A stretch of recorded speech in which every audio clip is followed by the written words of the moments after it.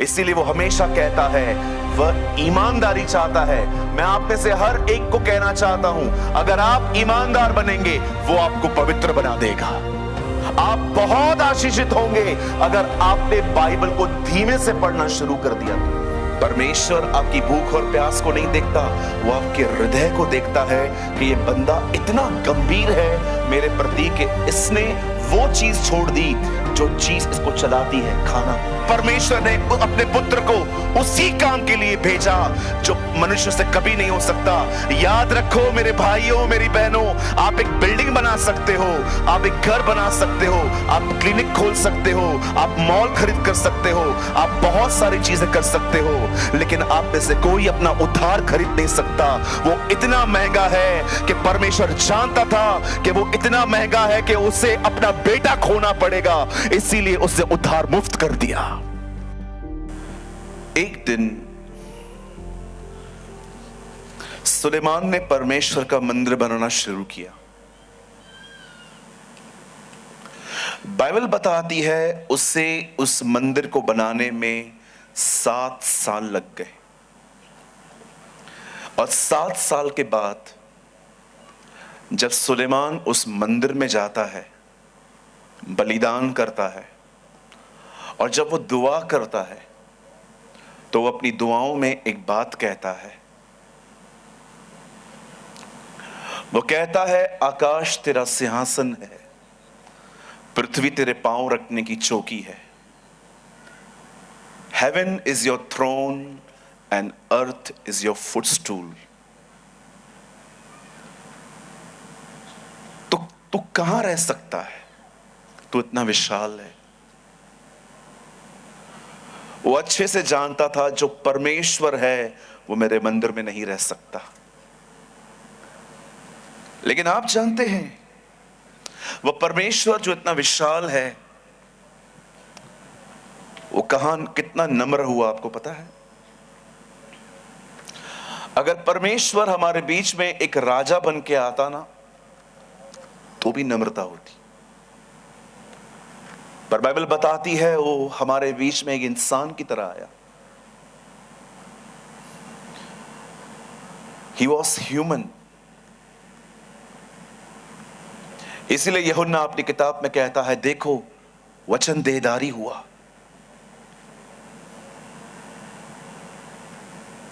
इब्तिदा में कलाम था, कलाम खुदा के साथ था, और कलाम ही खुदा था, और कलाम गोश्त बना। आप जानते हो उसने अपने आप को कितना नम्र किया। उस परमेश्वर ने जो वो इतना महान था, उसने अपने आप को एक छोटे से वचन में सीमित करके अपने आप को दे दिया। आज मैं आपसे पूछना चाहता हूं, क्या आपकी जिंदगी की नींव उसका वचन है?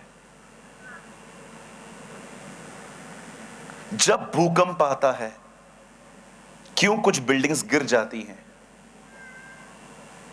The problem is not super structure, the problem is foundation. जो भी बिल्डिंग्स अच्छी नींव पर बनी हुई नहीं रहती ना, वो सारी बिल्डिंग्स कोलैप्स हो जाती है, सब गिर जाती है। हमारे मुंबई में बारिश में इतनी बिल्डिंग्स गिरती हैं। मेरे घर से कुछ समय पहले, मेरे घर से सिर्फ 5 किलोमीटर की दूरी पर एक बिल्डिंग गिर गई। हमारे चर्च के एक बहन के पापा की डेथ हो गई बिल्डिंग गिरने से। स्लैब गिर गया। क्यों गिरा? फाउंडेशन गलत थी। कभी आपने सोचा है आप प्रभु में हो, आनंदित नहीं हो, खुश नहीं हो, पीस नहीं है अंदर? क्यों नहीं है? नींद में भी दिमाग चलते रहते हैं हमारे। होल डे हम लोग स्ट्रेस में जिंदगी जीते हैं। सबोपदेशक में लिखा है, मनुष्य सिर्फ अपने दुख भरी कड़वी रोटी खाता है। क्यों? प्रॉब्लम पता है क्या है? नींव कमजोर है। हमारी जिंदगी की जो नींव है वो परमेश्वर का वचन नहीं है, क्योंकि हमारे परिवार, हमारे मोबाइल, हमारे सोशल लाइफ ने हमें इतना बांट के रखा है कि हमें खुदा के पास जाने के लिए टाइम नहीं मिलता, और हम भुगतते रहते हैं, पास्टर्स को ढूंढते रहते हैं, संस्थाओं को ढूंढते रहते हैं, मीटिंग्स को ढूंढते रहते हैं कि जाएं और कुछ हो। मेरे भाइयों, मेरी बहनों, पुराने नियम में परमेश्वर ने इन दिनों के लिए एक प्रतिज्ञा की थी कि मैं अपनी प्रजा का मारा मारा भटकना बंद कर दूंगा। क्यों? क्योंकि मैं उन्हें अपना वचन दूंगा, मैं उन्हें अपना वचन दूंगा। आज मैं आप में से हर एक से पूछना चाहता हूं, क्या आपकी जिंदगी की नींव, क्या ये खुदा का कलाम है? क्यों यीशु ने कहा बुद्धिमान है वो मनुष्य जो मेरी बातों को सुन के उन्हें मानता है, क्योंकि उसने अपना घर चट्टान पर बनाया, आंधी आई, तूफान आया, पर वो घर नहीं गिरा, क्योंकि वह घर चट्टान पर बना था। अपने जिंदगी की नींवों को बदलिए। 19 साल का था मैं जब मैंने प्रभु को अपनी जिंदगी दी। मैंने आज तक इस किताब को पढ़ना बंद नहीं किया है, और न कभी करूंगा। मैं इसे हर दिन पढ़ता हूं, इसलिए नहीं क्योंकि मुझे लाखों के बीच में खड़े होकर प्रचार करना है। मैं इसे अपने लिए पढ़ता हूं, क्योंकि मैं परमेश्वर को जानना चाहता हूं। I want to know God. Sometimes मुझे ऐसा लगता है कि प्रभु हमें उस एक भेड़ की तरह ढूंढ के 99 में मिक्स कर चुका है, लेकिन मुझे कभी कभी ऐसा फील होता है कि कुछ लोग 99 भेड़ों में हैं, लेकिन फिर भी खोए हुए, वे फिर भी खोए हुए। आज की शाम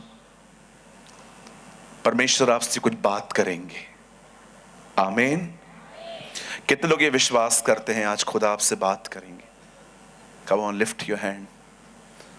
और मैं आप में से हर एक से सिर्फ इतनी ही उम्मीद करता हूं कि आप अपने फोन की तरफ, अपने पास में बैठे वाले व्यक्ति की तरफ ध्यान हटाकर आज खुदा के कलाम पर ध्यान दें। आप कोई भी हैं, आप कितने भी बड़े व्यक्ति हैं, भले आप एक सक्सेसफुल मिनिस्ट्री करने वाले व्यक्ति हैं, I urge you, I request you, please, आज अपनी जिंदगी के बारे में कुछ सोचें। बहुत देर हो जाएगी, नहीं तो बहुत देर हो जाएगी। क्या आप सब तैयार हैं? रेडी? आइए, मैं चाहता हूं आप सब अपनी नींव को बदलने के लिए आज मेरे साथ लूका का 17वां अध्याय खोलिए। Come on, open with me the Gospel of Luke chapter 17.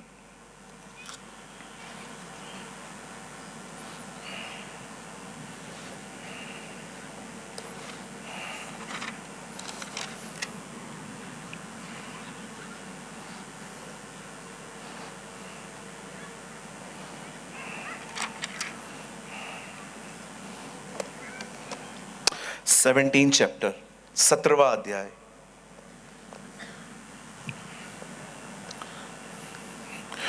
और मैं आपके लिए पढ़ रहा हूं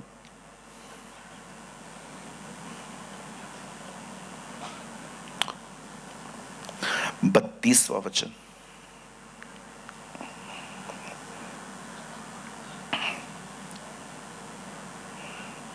मैं आपको बताना चाहता हूं, इस वर्ड में हिंदी में सिर्फ 6 वर्ड्स हैं, लेकिन इंग्लिश में 3 है खाली। हिंदी में लिखा है, लूत की पत्नी को स्मरण करो। माय इंग्लिश मार्जिन से रिमेंबर वाइफ ऑफ लूत। लूत की पत्नी को कहिए, याद करो। आइए, मैं चाहता हूं आप इस वचन को पढ़िए। 1 2 3। हाँ, एक बार फिर से पढ़िए। हाँ, तीसरी बार पढ़िए। आप जानते हैं आप अपने आप को प्रचार कर रहे हैं, यू आर प्रीचिंग योरसेल्फ। आइए मैं चाहता हूं आप सब सामने देखें, यहां देखिए।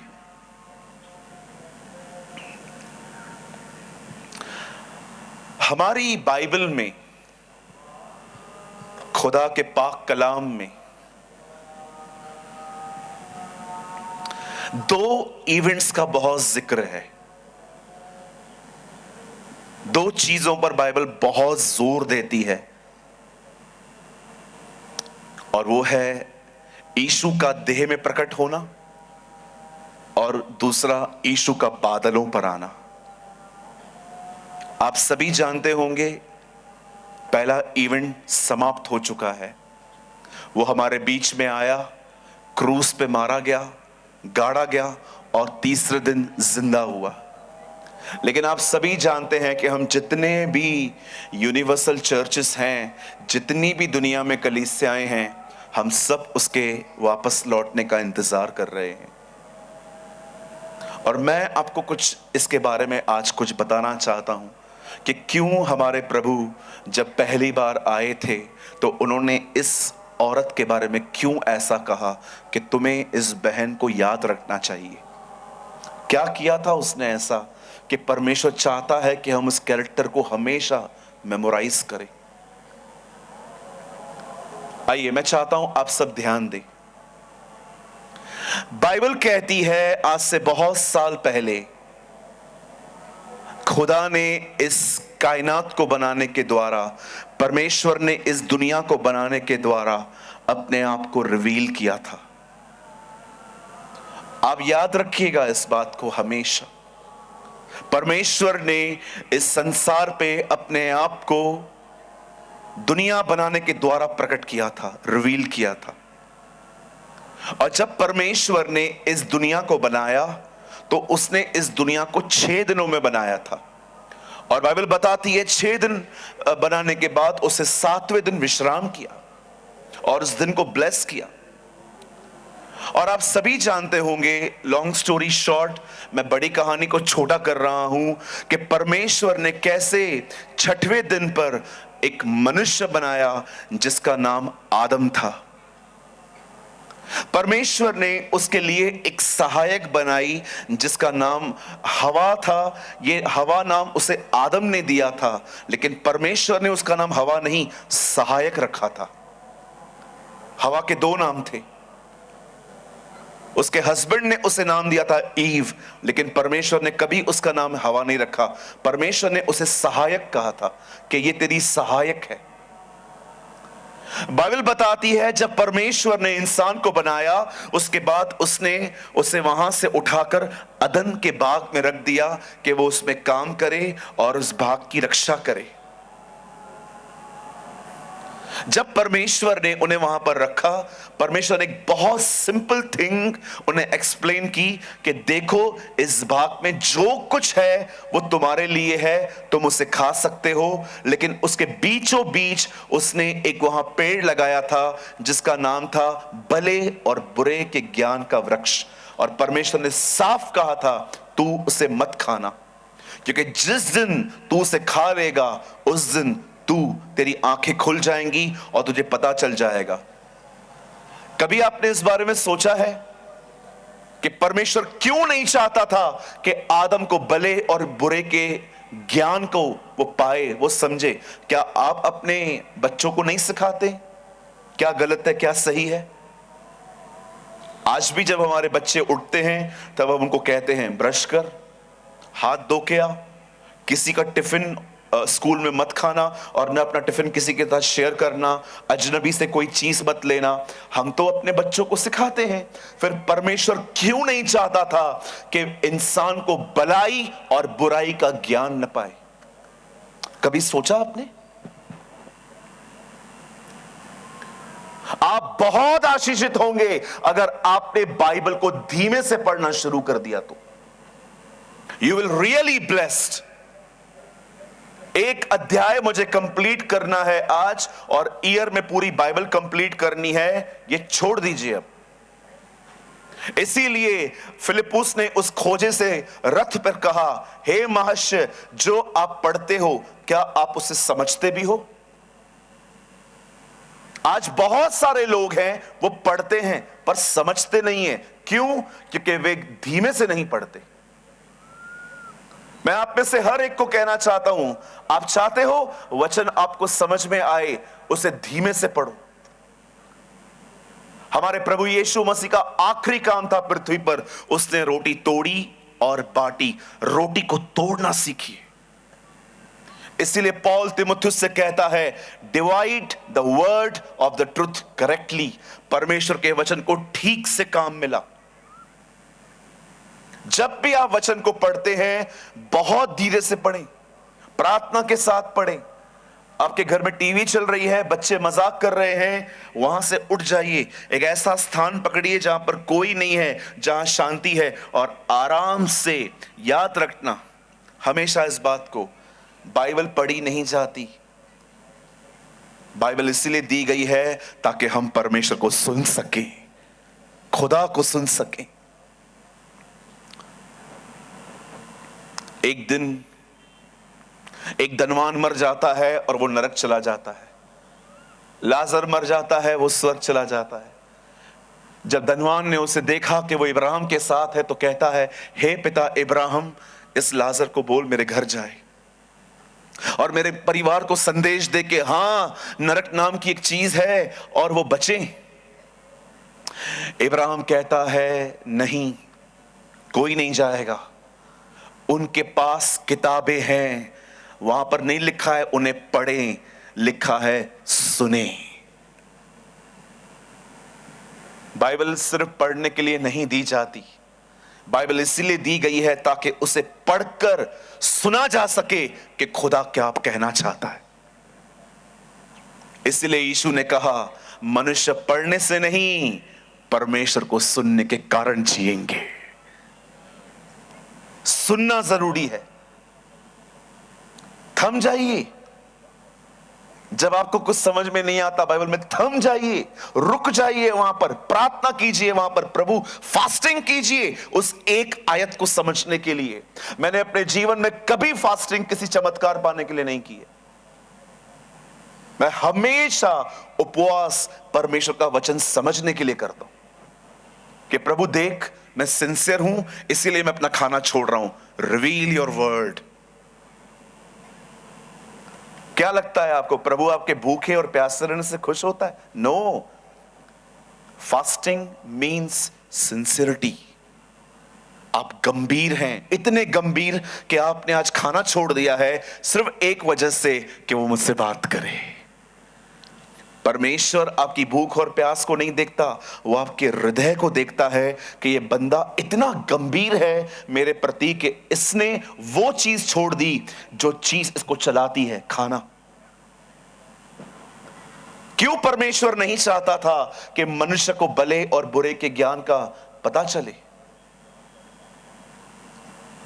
आप जानते हो परमेश्वर क्या चाहता था? कि उन्हें सब चीजें ऑटोमेटिकली नहीं, मेरे साथ संबंध में पता चले। आदम के उस फल खाने के कारण उसे क्या मिला? Independent life. आज भी आप जाइए बाहर, किसी से पूछिए क्या ये सही है क्या गलत है, ओह आई नो वेरी वेल, मेरे को सब पता है, मेरे को मत सिखाओ। आप जानते हैं जब परमेश्वर ने वहां पर उन्हें रखा और कहा ये फल मत खाना, उन्होंने उसी में से खाया और बाइबल बताती है वे नंगे हो गए। वो ऑलरेडी नंगे थे, लेकिन अब विवेक पैदा हो गया।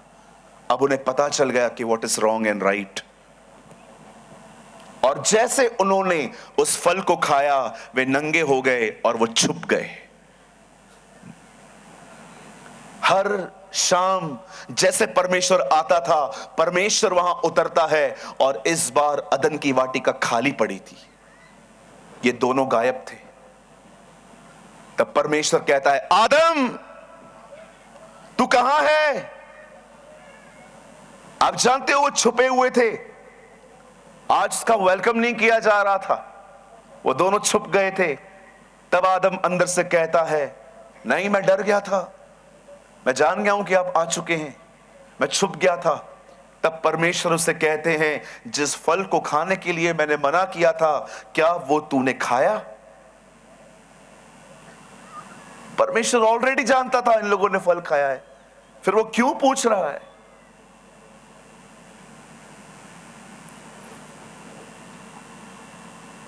मेरे भाइयों, मेरी बहनों, हमेशा याद रखें, God never demand holiness, He always demand honesty. परमेश्वर कभी मनुष्य से पवित्रता की मांग नहीं करता, नेवर। वो हमेशा मनुष्य से ईमानदारी की मांग करता है।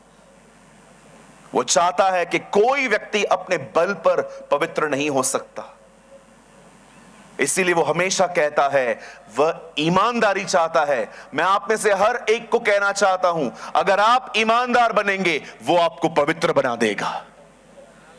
He will make you holy. God never demand holiness. वो कभी नहीं कहेगा आपको जा पवित्र हो क्या, वो कभी नहीं कहेगा। वो हमेशा मनुष्य से ईमानदारी चाहता है। इसीलिए आपने देखा, प्रभु यीशु मसीह फरीसियों को छोड़कर वेश्याएं और चोरों के साथ खाना खाता था। क्यों? क्योंकि वे ईमानदार थे, वे ऑनेस्ट थे। मेरी बातों को गलत तरीके से मत लीजिएगा। कभी कभी आप रास्ते पे खड़ी हुई किसी प्रोस्टिट्यूट से बात करिए और उससे पूछिए, बहन आप कौन हो? वो आपको सामने सामने कहेगी, आई एम अ प्रोस्टिट्यूट, मैं वेश्या हूं। क्या था उन वेश्याओं और चोरों में जो दिन रात पढ़ने वाले फरीसियों में नहीं था? जानते हो क्या था? वो ईमानदार थे। इसीलिए यीशु ने उन्हें खड़े होकर कहा, राज्य की संतान नरक में डाल दी जाएगी और चोर और वेश्याएं परमेश्वर के राज्य में आएंगे। प्रभु, राज्य की संतान मतलब ये लोग जिनके लिए मैं आया था, ये निकाल दिए जाएंगे, लेकिन ये अंदर आएंगे। क्यों? क्योंकि ये ईमानदार थे। कितने लोग हैं यहां पर, मैं जानना चाहता हूं आप लोगों से कि अगर पब्लिकली भी आपको अपना पाप मानना पड़ता है कि हां मैं गलत हूं, आप मान लेते? खुदा के सामने हर कोई ईमानदार है, हर कोई कमरा बंद करके अपने गहरे गंदे गुनाहों को, पाप को मान लेता है। लेकिन कभी कभी पब्लिकली आपसे पूछा जाए, क्या आपने ये किया? आप में से कितने लोग हैं जिनको कोई शर्म नहीं आती ये बोलते हुए कि हां हुआ है मुझसे, हो गई गलती मुझसे? God demand honesty. आप मानते हैं? खुदा के सामने ईमानदार होना बहुत आसान है। कमरा बंद करो, कौन देख रहा है? लेकिन जब मनुष्य के सामने पाप मानने की बारी आती है तो हमें डर लगता है, मेरी इमेज खराब हो जाएगी, मुझे इज्जत नहीं मिलेगी, मुझे लोग आत्मिक नहीं समझेंगे। अरे हु केयर्स, लोग हमें क्या समझते हैं? अरे मैं आपको सच कहता हूं, अपना पाप खुदा के सामने मानना सीखिए, आप वहां से आदर कमाएंगे, परमेश्वर आपको आदर देगा। God is a God of honest people. इसीलिए शाऊल को हटा दिया गया, दाऊद पाप के बाद भी राजा बना रहा। क्यों? क्योंकि वो ईमानदार था। जब परमेश्वर ने देखा कि इस बंदे को कहा, क्या तूने वो फल खाया? उसने कहा, नहीं, इस औरत ने मुझे खिलाया है। आपने जो पत्नी दी थी, पहला पाप आपने किया, आपने मुझे दी। First is your problem. आप पढ़ के देखिए, वहां लिखा है तूने जो पत्नी दी, पहले आप गलत हो। मैंने मांगी थी क्या? आपने दी ना। What a man. आज दो बच्चे हो ना घर में, दोनों फेल होके आए, अब एक से पूछो रिजल्ट बता, बोलेगा ये भी फेल हुआ है। दो बच्चे होते हैं ना, फेल होके आएंगे, आप पूछो एक से तेरा रिजल्ट क्या आया? पहले इससे ये फेल हुआ है। आप अपने बारे में बताओ ना। कभी कभी बच्चों को बोलो, चल बेटा प्रार्थना करते हैं। हाँ हाँ चलो प्रार्थना करते हैं। बोल बेटा मैं पापी हूं। बोलते हैं हम पापी हैं। नो नो नो, बोल मैं पापी हूं। बचपन से हम स्ट्रगल करते हैं ऑनेस्ट बनने के लिए। Are you honest? कभी कभी घर में कोई गुस्सा करता है, उसको समझाएंगे ना, अरे तू इतना गुस्सा क्यों करता है? मैं नहीं करता, ये दिलाता है मुझे। वाह। एक भाई व्यभिचार में गिरता था, एडल्ट्री में। एक दिन वो मेरे पास आया, बोलता है प्रार्थना करो। मुझे लगा वो इतना ईमानदार है कि मुझे कहेगा मेरे लिए प्रार्थना करो कि मैं अपनी गंदी अभिलाषाओं पर जय पाऊं। मैंने कहा हाँ ब्रदर, क्या प्रार्थना करूं? बोलता है प्रार्थना करो बहनें अच्छे कपड़े पहने। मैंने कहा यार इतने मैंने कहा तू अपने लिए प्रार्थना नहीं करवाने आया? नहीं, मैं ठीक हूं, ये ऐसे कपड़े पहनती हैं कि मेरा ध्यान जाता है। इतने ईमानदार लोग हैं हमारे पास, कुछ दिखता ही नहीं है इन लोग को अपने आप में। सब ये गलत है, ये गलत है, ये गलत है, वो गलत है, ये गलत है। अब सही है? हाँ जी। परमेश्वर ईमानदार लोगों को पसंद करता है। जब आदम ने कहा इस औरत ने मुझसे पाप करवाया है, इस बहन ने मुझे दिया फल, इसलिए मैंने खाया। 45% आपकी गलती, आपने मुझे औरत दी। 45% इस औरत की गलती, इसने मुझे फल दिया। 10% मैं गलत हूं, मैं मानता हूं, लेकिन 10% हूं मैं खाली। जब परमेश्वर ने देखा यह बंदा ईमानदार नहीं है, याद रखिएगा, मनुष्य पाप करने के कारण अदन के बाग से नहीं निकला, मनुष्य ईमानदार न होने के कारण निकाल दिया गया। आप याद रखिए, परमेश्वर को आपसे, आपके पाप से अधिक पता है आपको किस बात की प्रॉब्लम है खुदा को? आपके डिसऑनेस्ट नेचर से। एक दिन जब शमूएल शाऊल से मिलता है और कहता है तेरा राज्य ले लिया गया, God is never unfair at any time. परमेश्वर कभी अनफेयर नहीं हो सकता, वो हमेशा लोगों को बताता है कि वो उन्हें क्यों हटा रहा है। जानते हो, जब शाऊल को उसकी पदवी से हटाया जा रहा था, तब शमूएल ने उसे क्या कहा? वो उसे कहता है क्या हठ और मूर्ति पूजा एक समान पाप नहीं है? शाऊल, तू इसीलिए निकाला जा रहा है क्योंकि तू ईमानदार नहीं है, तू जिद्दी है।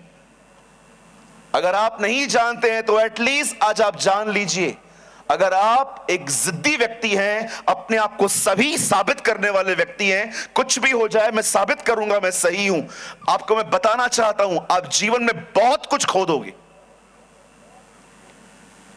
You will loss so much.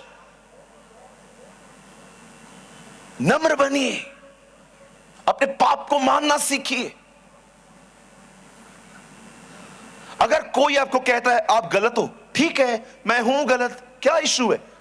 क्या होगा? मेरे यहां पर देखिए क्या होगा। कुछ लोग आपकी इज्जत कम करेंगे, इट्स कंप्लीटली ओके। फिर क्या हुआ अगर कम करेंगे तो इज्जत मेरी?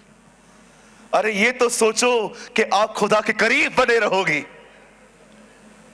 आप परमेश्वर के नजदीक बने रहोगे। अपने आप से एक सवाल पूछिए, आप यहां पर लोगों को खुश करने के लिए हैं कि अपने परमेश्वर के लिए हैं? आप यहां पर, जब परमेश्वर ने देखा कि मनुष्य ने पाप किया और अब ये मानते भी नहीं हैं, तब परमेश्वर ने आदम और हवा को दरवाजा दिखाया, चलो भाई निकलो यहां से।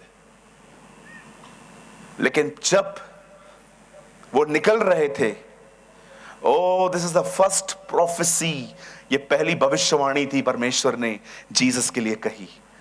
तब वो शैतान को कहता है, शैतान मेरा बेटा आएगा, ओ यशुआ विल कम, यीशु मसीह आएगा और वो तुझे कुचलेगा और तू उसकी एड़ी को डसेगा। इट मीन्स वो खुद डैमेज होकर तुझे मारेगा। जैसे ये प्रोफेसी हुई, आप सभी जानते होंगे, उसके बाद इंसान कहां से कहां चला गया। उसके बाद केन ने हाबिल की हत्या की। आप पढ़ सकते हो, लोगों ने अपना नाम करने के लिए बेबीलोन टावर बनाया। उसके बाद आप देख सकते हो आज हम वहां से लेके आज तक हम क्या क्या देखते आए हैं। परमेश्वर ने यह भविष्यवाणी की थी कि एक दिन इस पृथ्वी पर उसका बेटा आएगा और शैतान को कुचलेगा। आप जानते हैं बहुत साल पहले बाइबल बताती है कि परमेश्वर ने अपना पुत्र मरियम के द्वारा इस जगत में वो ले आया।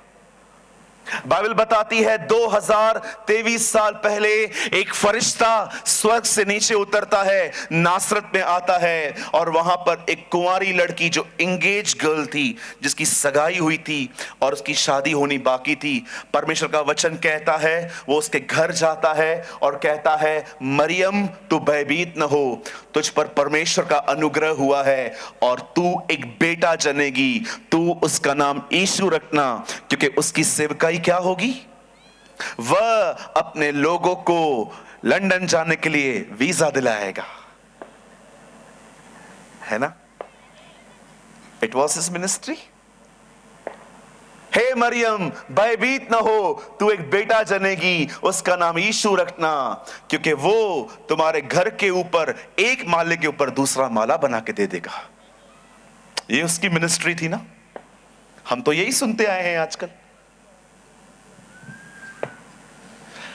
चलिए अपने पास वाले से एक बात कहिए, उन्हें कहिए भीड़ इकट्ठी करना बंद कर दो।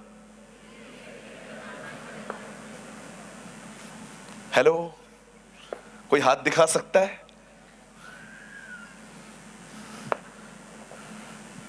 ये जो मैसेजेस होते हैं ना, ये भीड़ इकट्ठी करने की बातें होती हैं।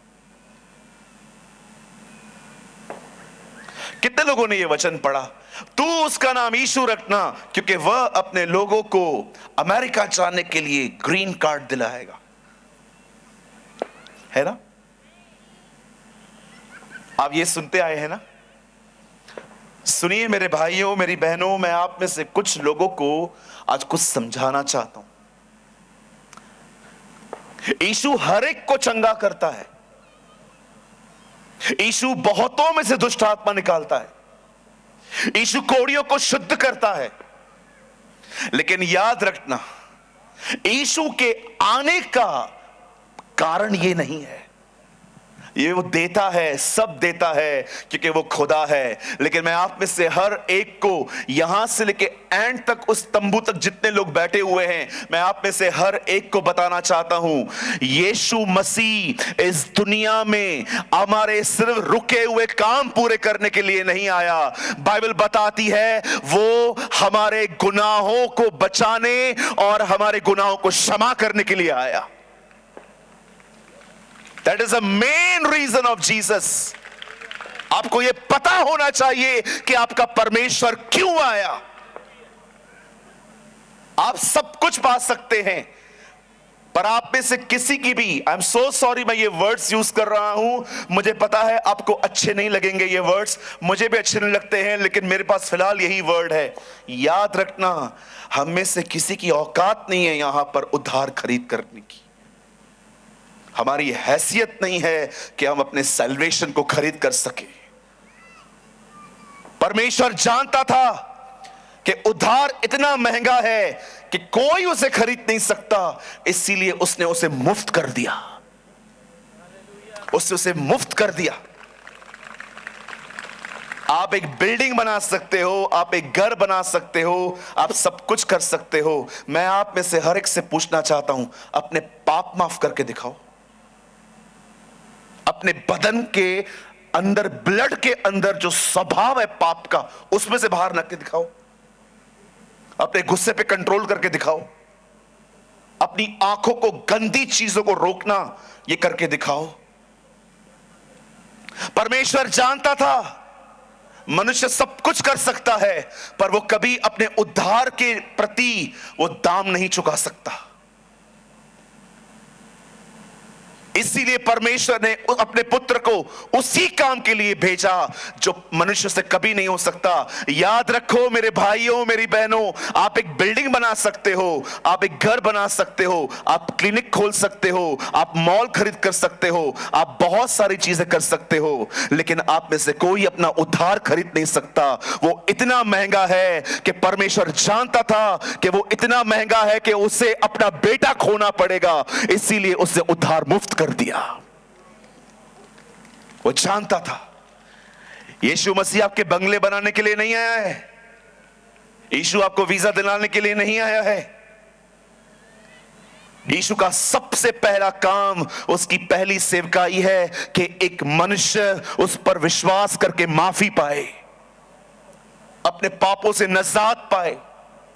आज देखिए इस गेट के बाहर लोग सल्वेशन पाने के लिए क्या कुछ नहीं करते हैं, वो सब कुछ करते हैं ताकि मुक्ति पाएं, मोक्ष पाएं, वो अपने उद्धार को पाएं, वे मरने के बाद स्वर्ग में जाएं। लेकिन मैं आपको बताना चाहता हूं मेरे भाइयों, मेरी बहनों, वो उद्धार ढूंढते हैं। हमारे पास उद्धार खुद चलकर आया है,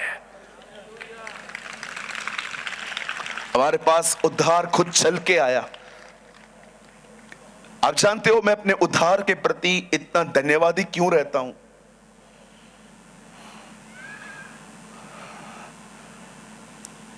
ऐसा कोई नशा नहीं है जो मैंने अपने बदन को नहीं दिया था, ऐसा कोई काम नहीं है इस दुनिया में जो मैंने नहीं किया था। मैं अपने पास्ट को बहुत अच्छे से जानता हूं, मैं बहुत अच्छे से जानता हूं कि मैं किस तरह का बंदा था। एक नंबर का व्यभिचारी, चेन स्मोकर, मां बाप का अनादर करने वाला, औरतों को बुरी नजर से देखने वाला, हर लाइन में गाली, लोगों को मारना, परिवार में लड़ाई झगड़े करना, मेरे लिए नॉर्मल चीजें थी। मुझे लोग समझाते थे ये गलत है, मैं उनको बोलता रहा तुम पागल हो, चीटिंग नहीं करोगे, गाली नहीं निकालोगे, कमा नहीं पाओगे, तुम्हें करना पड़ेगा ये सब। लेकिन जब मैं यीशु में आया, ये मेरी गवाही है, इट्स माय टेस्टिमनी, जब मैं प्रभु में आया, मैं आपको सच कहता हूं, मुझे यीशु के चमत्कारों ने इतना अट्रैक्ट नहीं किया, मुझे प्रभु यीशु मसीह के बलिदान ने अट्रैक्ट किया था।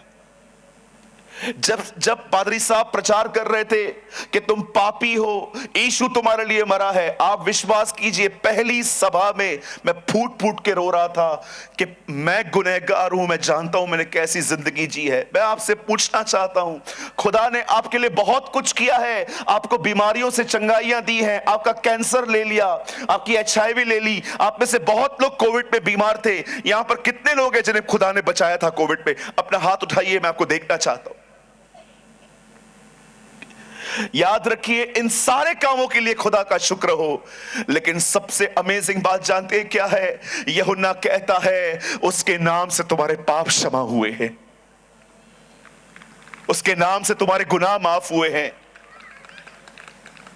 जब गुनाह माफ होते हैं ना, आजादी आती है। इसलिए आपने देखा यीशु मसीह ने क्या किया, जब एक व्यक्ति ऊपर से नीचे उतारा गया, उससे पहले क्या किया? उससे उसको चंगा नहीं किया, पहले उसने उसको कहा तेरे पाप क्षमा हुए। और जैसे पाप क्षमा हुए, लिखा है उसने अपनी खाट उठाई और वो चलने लगा। जब पाप क्षमा होते हैं ना, चंगाइयां ऐसे ही आ जाती हैं, छुटकारे ऐसे ही आ जाते हैं। यीशु ने पहले उसे चंगा नहीं किया, पहले उससे कहा तेरे पाप क्षमा हुए, उठ अपनी खाट उठा और चल। वो लोगों को चंगा बात में करता था, वो पहले उनके गुनाहों को माफ करता था, क्योंकि वो जानता था इनके गुनाहों के कारण इन पर बीमारियां आई हैं। गुनाह माफ होता थे, बीमारी चली जाती थी। बाइबल बताती है एक स्वर्गदूत नीचे उतरता है और मरियम से कहता है, मरियम तू डर मत, तुझ पर परमेश्वर का अनुग्रह हुआ है, तू एक पुत्र जनेगी, उसका नाम यीशु रखना, क्योंकि वह अपने लोगों का उनके पापों से उद्धार करेगा। और मरियम ये सुनने के बाद हामिला हो जाती है, प्रेग्नेंट होती है वो। और प्रेग्नेंट होने के बाद बाइबल बताती है 9 मंथ्स के बाद वचन कहता है वो उसको जन्म देती है। 8वें दिन उसका खतना हुआ, उसका नाम यीशु रखा गया। बाइबल बताती है उसके बाद जब वो 12 साल का था, एक बार वो उसे मंदिर में ले गए। मंदिर में हो जाने के बाद वो उसे घर पर लेकर आए। बाइबल में इसका जिक्र हुआ है कि जब वो 30 साल का था तब वो दरियाए यरदन पे आता है और वहां पर खड़े होकर उसके ऊपर पवित्र आत्मा उतरा। वचन कहता है उससे पहले उससे पानी का बपतिस्मा लिया और उसने वहां से अपनी सेवा शुरू की। अपनी सेवा में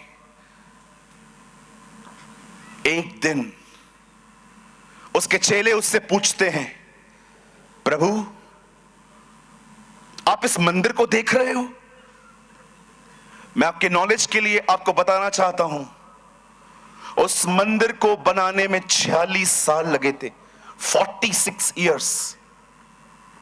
और उस मंदिर को जिसे बनाने में राजा हेरोदिस और उससे पहले के लोगों को 46 साल लग गए थे। जब वो उस मंदिर की खूबसूरती यीशु को दिखा रहे थे उसके चेले, तो वो उन्हें कहता है, सुनो, कुछ नहीं बचेगा, एवरीथिंग विल बी डिस्ट्रॉयड, सब कुछ खत्म हो जाएगा।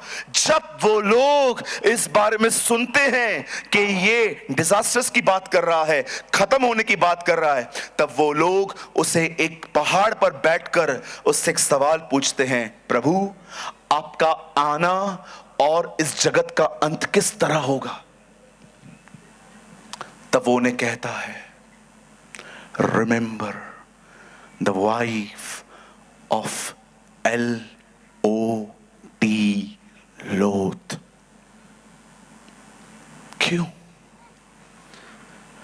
क्यों अंतिम पीढ़ी को इस बहन को याद रखने के लिए कहा गया? जानते हैं क्यों? बाइबल में क्या और औरतें नहीं थी? क्या वो उसने ये नहीं कहा हवा को याद करो जिसने आदम को फल खाने के लिए दिया? वो ये नहीं कहता पोतीफर की पत्नी को याद करो जो यूसुफ को पाप पे घसीट रही थी? उसने नहीं कहा इजबेल को याद करो जो प्रभु के नबियों को मारती थी? उसने नहीं कहा दलीला को याद करो कैसे वो शिमशोन के बालों को काट के चली गई? क्यों उसने कहा लूत की पत्नी को याद रखो? क्यों? खुदा क्या और औरतें नहीं है? और भी थी जो बड़ी दुष्ट थी, पर आपने ऐसा क्यों कहा कि लूत की पत्नी को ही याद करो? हवा ने पाप किया, पोतीफर की वाइफ यूसुफ को व्यभिचार करने के लिए घसीट रही थी। आप पढ़ के देखिए, इजबेल जो थी वो प्रभु के नबियों को मारती थी। आप पढ़ के देखिए, इवन नए नियम में हेरोदिस राजा की जो उसकी हेरोदिया थी वो भी दुष्ट थी, पर प्रभु ने किसी औरत का नाम नहीं लिया। उसने कहा रिमेंबर द वाइफ ऑफ लूत। क्यों हम इन अंतिम दिनों के लोगों को यह कहा गया है कि इस औरत को याद रखो? क्या किया था उसने ऐसा? और जब मैंने अध्ययन किया, स्टडी की, महीनों स्टडी की इस बहन के लिए, तब मुझे दूसरों का नहीं पता है, मुझे उसका कैरेक्टर खुद में दिख रहा था। मैंने कहा प्रभु दूसरों को क्या प्रचार करें, हम ही ऐसे हैं। जानते हो उस बहन ने क्या किया? कलाम कहता है पुराने नियम में जब परमेश्वर इब्राहिम को चुनता है, इब्राहिम के भतीजे का नाम था लूत।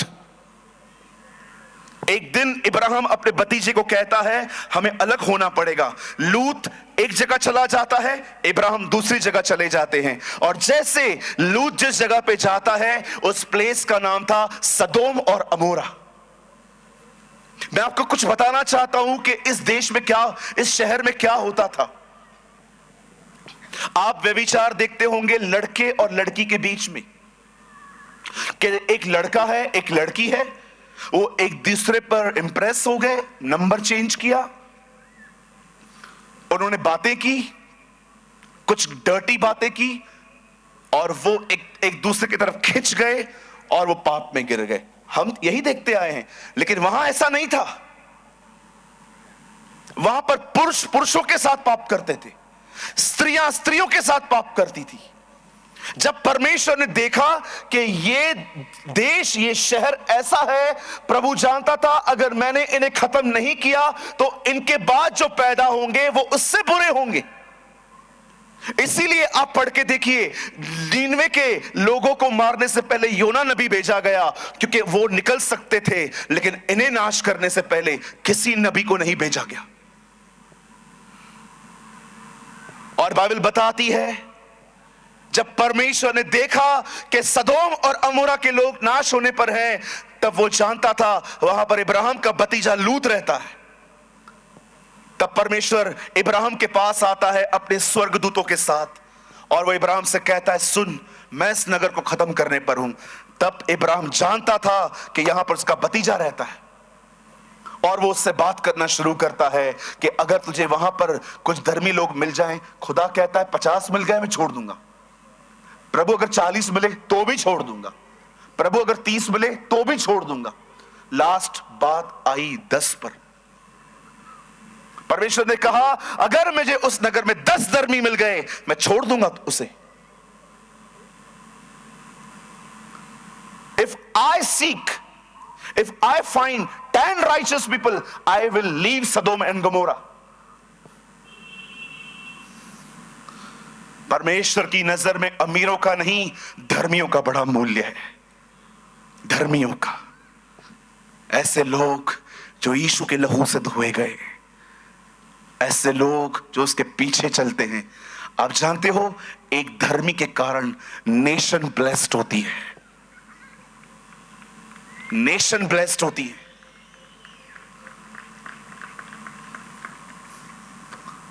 आखिर परमेश्वर नहीं माना। 3 लोग मिलने आए थे इब्राहिम से। कुछ लोग कहते हैं ये पिता, पुत्र, पवित्र आत्मा है। खैर, ये आपका मानना है, मैं नहीं मानता। मुझे ऐसा लगता है कि बीच वाला व्यक्ति यीशु मसीह है, और 2 लोग हैं, जिब्राइल और मिकाइल, क्योंकि वो स्वर्गदूत थे।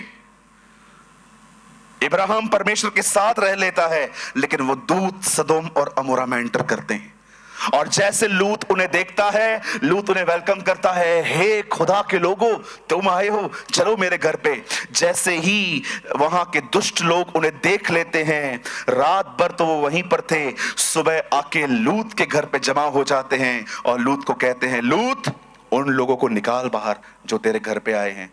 लूत कहता है, दोस्तों उनके साथ कुछ मत करो, अतिथि हैं वो, मेहमान होके आए हैं, मेरी लड़कियों को ले लो। उन्होंने कभी किसी पुरुषों का मुंह नहीं देखा है, तुम उन्हें ले लो, पर इनके साथ कुछ मत करो। जानते हो ये दुष्ट पशु क्या बोलते हैं? जानवरों के स्वभाव वाले नहीं, हमें वो लड़के चाहिए, हमें उनके साथ व्यभिचार करना है। ये कारण था। और यहां देखिए सब, आप जानते हैं यही पाप इन दिनों में ग्रो कर रहा है, ये पाप इन दिनों में ग्रो कर रहा है।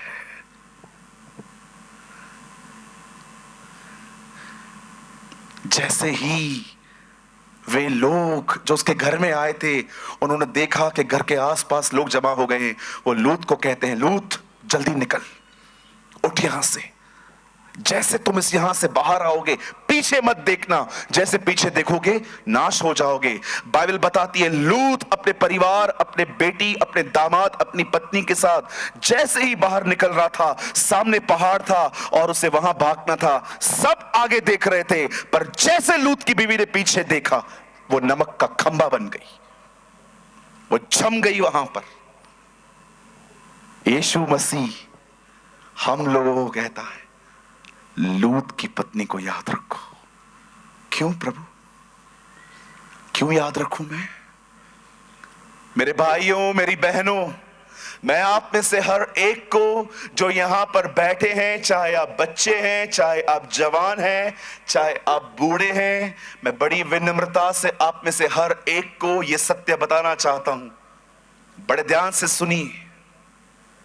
आज से बहुत साल पहले परमेश्वर ने एक परिवार को कहा मैं ये नगर नाश करने पर हूं, यहां से बाहर निकलो, उस तरफ चले जाओ।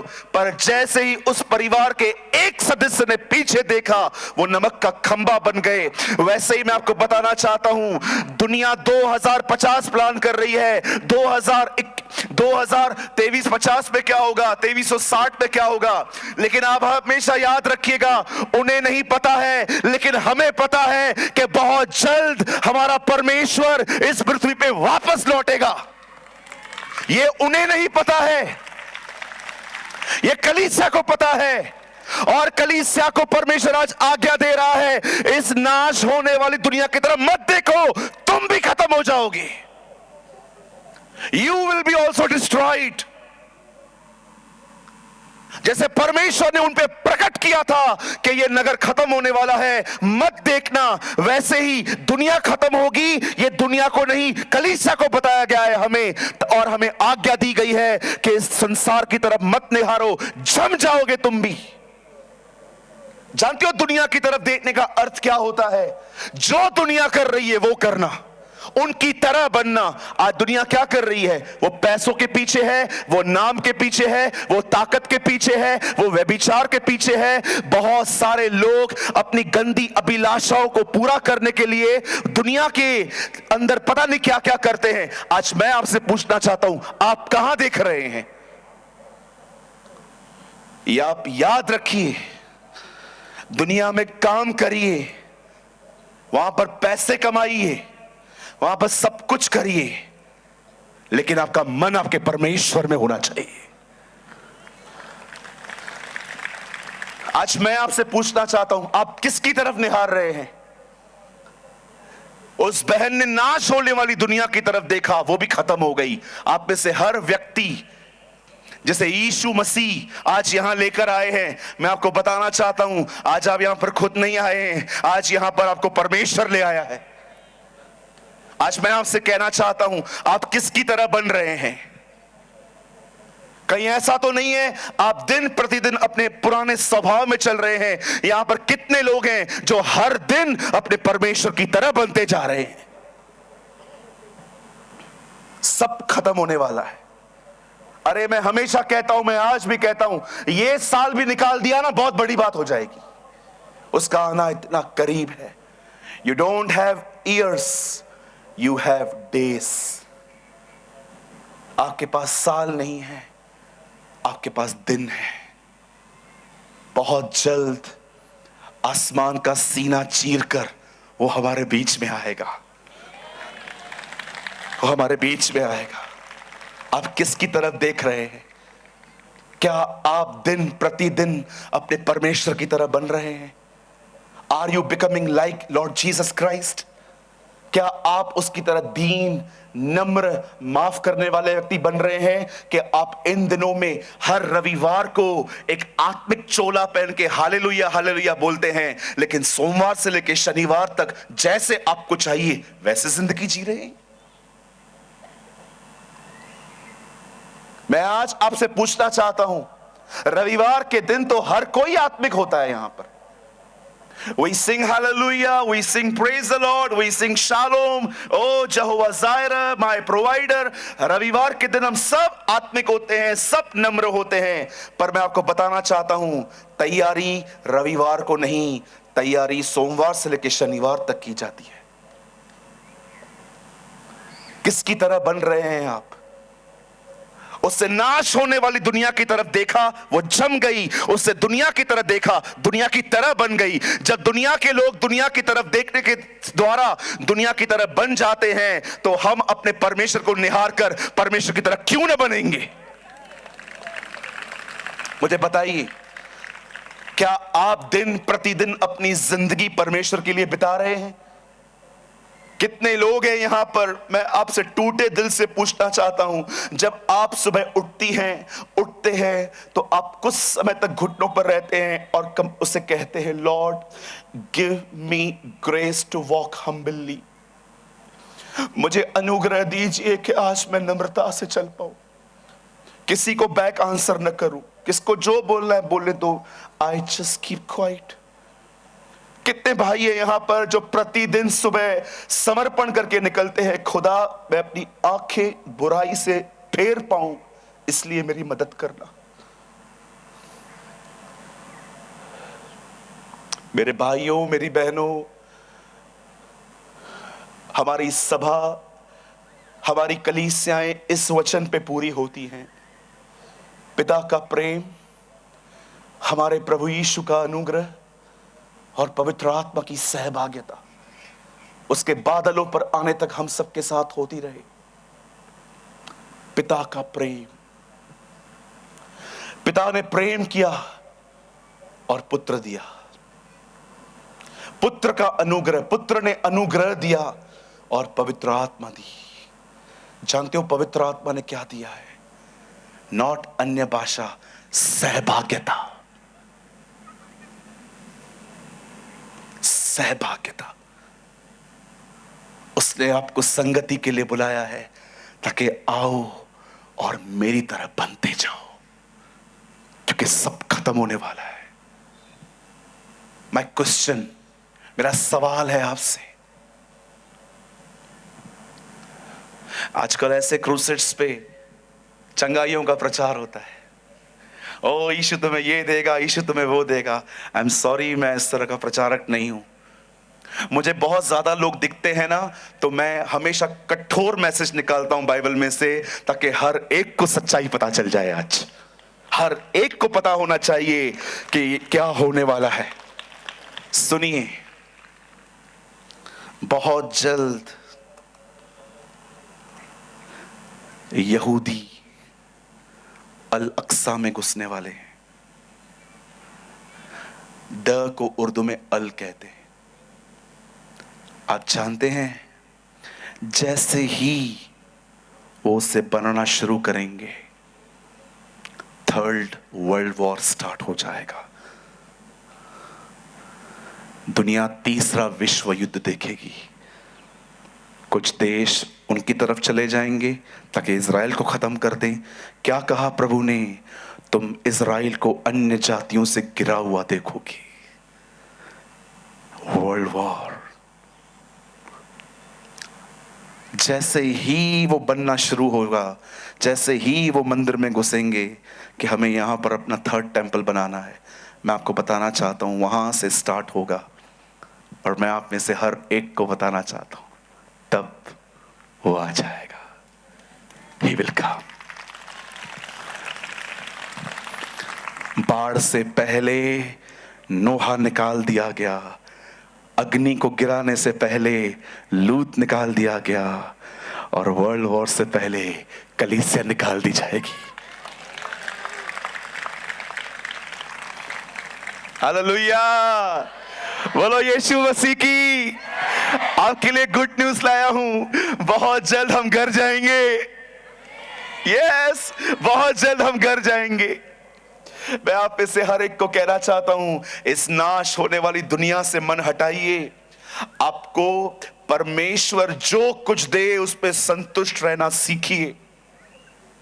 ये दुनिया पैसों के पीछे है, ये दुनिया नाम के पीछे है। अरे दुनिया तो छोड़ो, आजकल मसीह लोग यीशु का नाम उपयोग करते हैं फेमस होने के लिए। ट्रस्ट मी,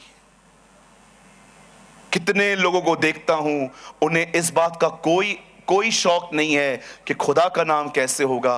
वो फेमस हो रहे हैं, उनका नाम सबके सामने आ रहा है, एंड दे आर जॉयफुल। हमें कोई खुशी नहीं होनी चाहिए कि हमारा नाम ऊंचा उठ रहा है।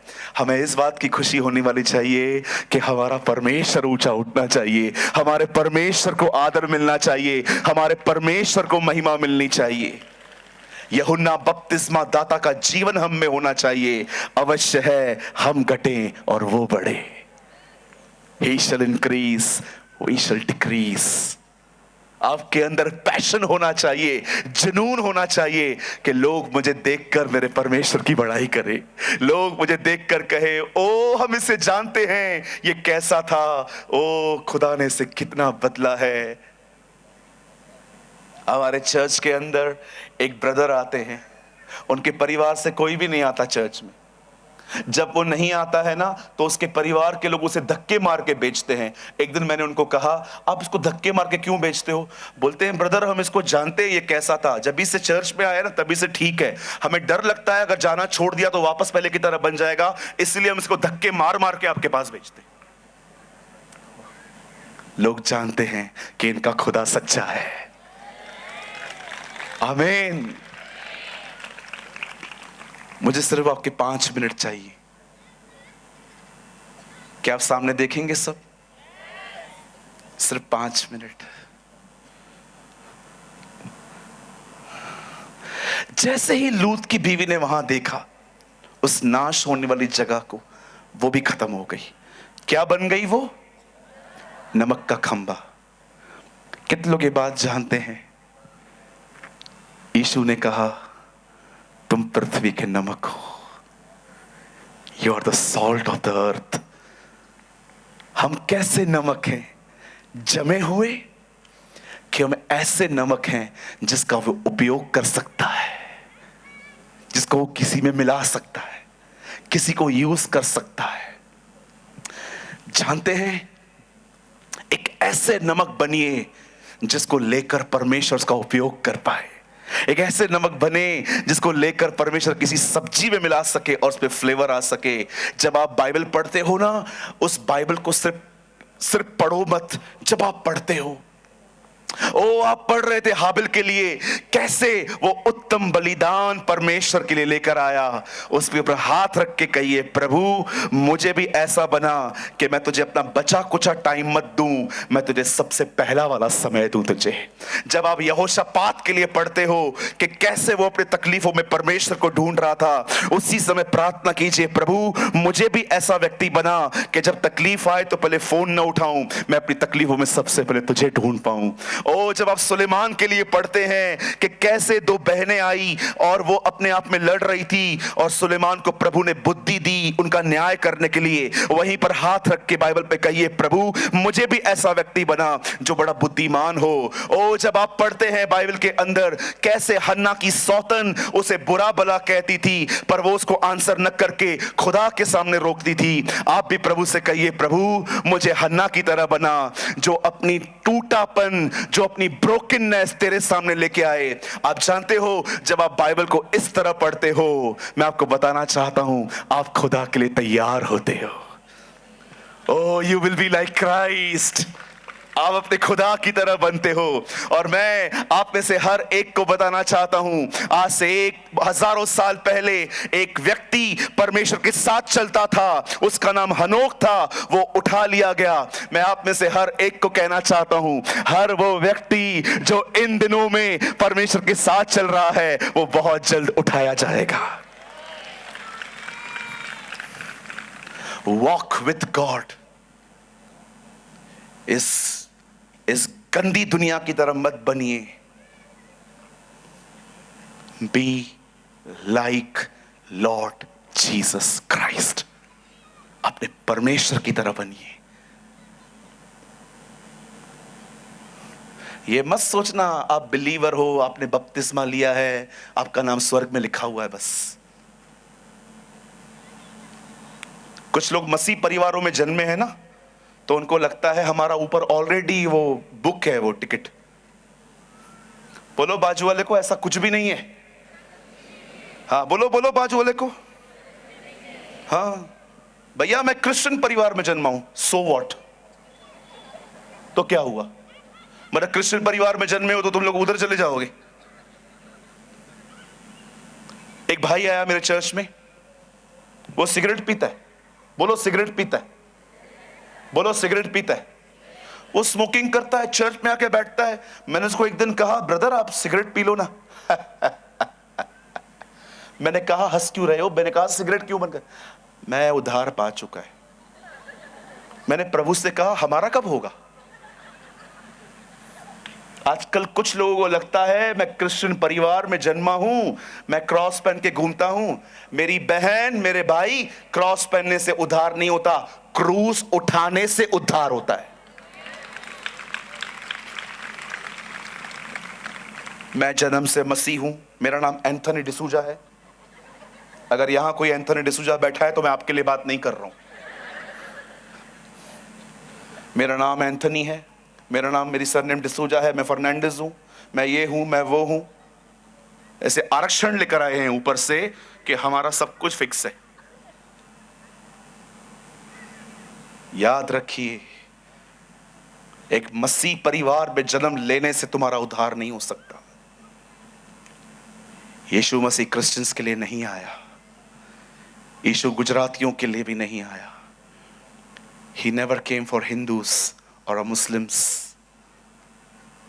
He never came for Jharkhandis. Bible बताती है वो जगत के पापियों के लिए आया।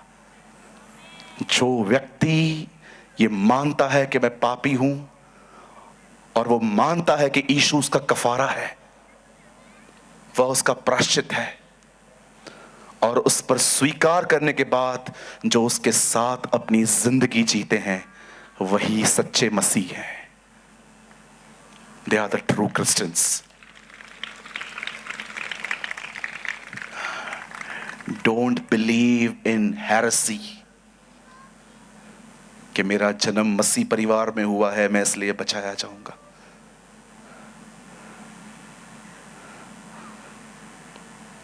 मेरी बहन, ये मत समझना आपका जन्म एक मसीह परिवार में हुआ है तो आप उठा लिए जाएंगे। डोंट लिव इन लाइज, झूठ में जिंदगी मत जियो। बाइबल बताती है वो किसी का पक्षपात नहीं करता। There is no partiality with God. मैं आप में से हर एक को आज पहले दिन पर, आई डोंट नो परमेश्वर ने मुझे आज के दिन वार्निंग मैसेज क्यों दिया था, लेकिन मैं आप में से हर एक को कहना चाहता हूं, मेरे भाइयों, मेरी बहनों, कंटिन्यू अपने काम पे जाओ, अच्छे से अच्छा कमाओ ताकि अच्छे घर के अच्छे प्रबंधक बन पाएं, अच्छे कपड़े पहनो, अच्छा खाना खाओ, अच्छे अपार्टमेंट्स में रहो, कोई प्रॉब्लम नहीं है। लेकिन आपका मन आपके परमेश्वर में होना चाहिए, आपके खुदा में होना चाहिए। लूत की पत्नी को स्मरण करो, कैसे वो नाश हो गई। हर वो व्यक्ति जो उस नाश होने वाली दुनिया और उनके पैशंस में से चलता है, खत्म हो जाएगा। वो बहुत जल्द हमारे बीच में आएगा, हमें लोग ले जाएगा। तैयार हो जाइए। Oh bride of Christ, prepare yourself. हे मसीह की दुल्हन, अपने आप को मसीह के लिए तैयार कर। आमीन।